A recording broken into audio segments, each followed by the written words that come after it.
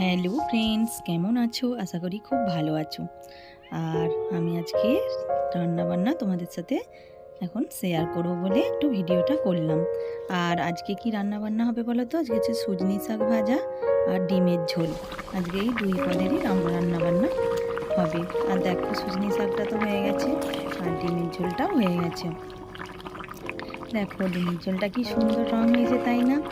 আর ডিমের ঝোল খেতে তো আমার খুবই ভালো লাগে। ডিমটা হচ্ছে আমার খুব প্রিয় একটা খাবার।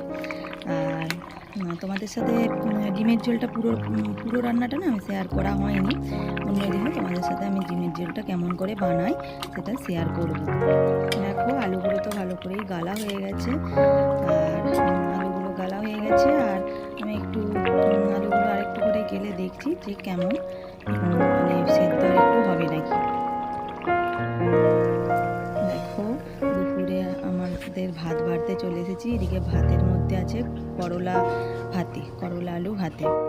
আর এই দিক দিয়ে মেয়ের হচ্ছে আঁকা, তোমাদের সাথে কোনোদিনও তো শেয়ার করা হয়নি। ওই জন্য ভাবলাম যে আজকে তোমাদের সাথে শেয়ার করি মেয়ের কিছু আঁকা। মেয়ের তো অনেক আঁকাই আছে, তোমাদের সাথে শেয়ার করা হয়নি। ওই জন্য ভাবলাম তাহলে আজকে কতগুলো আঁকা তোমাদের সাথে শেয়ার করি।